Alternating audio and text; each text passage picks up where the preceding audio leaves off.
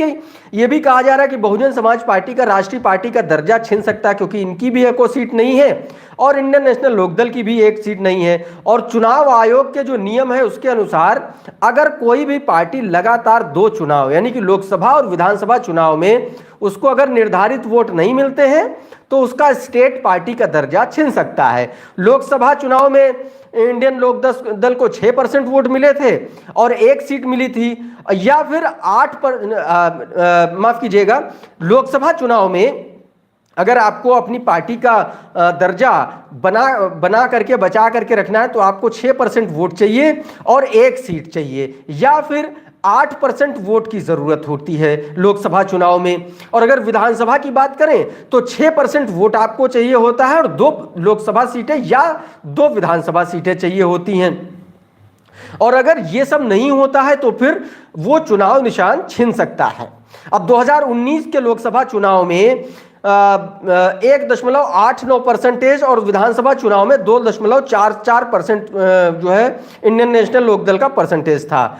तो ये आप समझिए इसको ऐसे कि इंडियन नेशनल लोकदल का भी अस्तित्व खतरे में है, बहुजन समाज पार्टी के लिए भी करो या मरो की स्थिति है, और इसीलिए ये सारे जो पार्टियां हैं वो एक साथ आ रही हैं।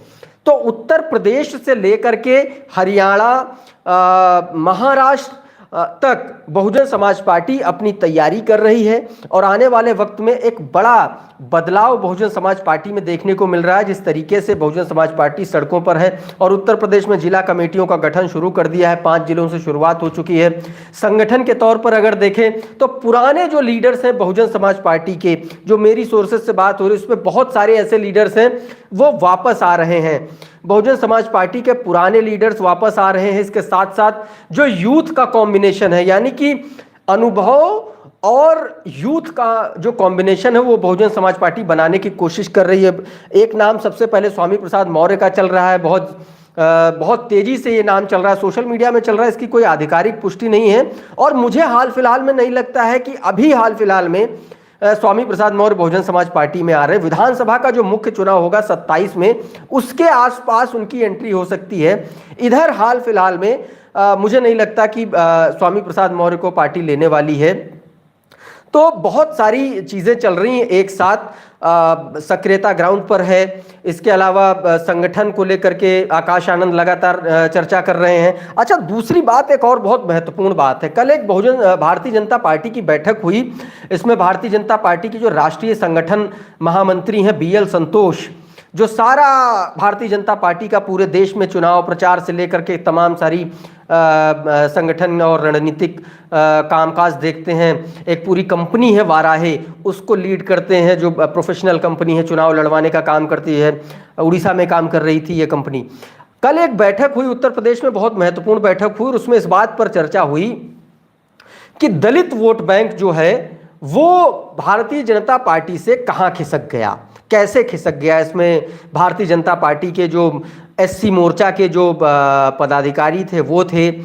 उत्तर प्रदेश की सरकार में जो दलित मंत्री हैं, 8-7 मंत्री हैं दलित, असीम अरुण हैं, बहुत तमाम सारे मंत्री हैं, 7 मंत्री हैं। सबसे ये पूछा गया कि ये बताइए कि जो बहुजन समाज पार्टी है को उसको भी वोट नहीं मिला और भारतीय जनता पार्टी से भी दलित वोटर खिसक गया, क्यों खिसक गया।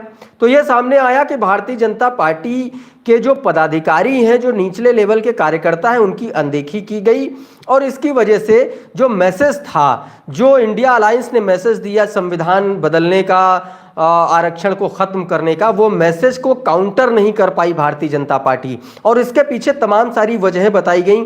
कहा गया कि जो निष्क्रियता है निचले स्तर पर कार्यकर्ताओं की, वो इसलिए है क्योंकि उनकी सुनी नहीं जा रही, थानों में नहीं सुनी जा रही, तहसील में नहीं सुनी जा रही है, अधिकारी उनकी बात नहीं सुनते हैं।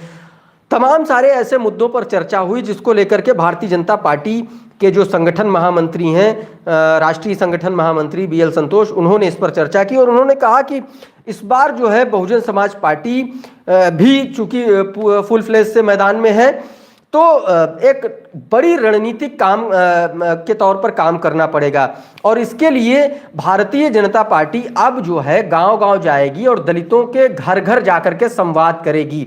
दूसरी तरफ एक और बहुत इंपॉर्टेंट मैं आपको बात बता दूं, बहुजन समाज पार्टी ने एक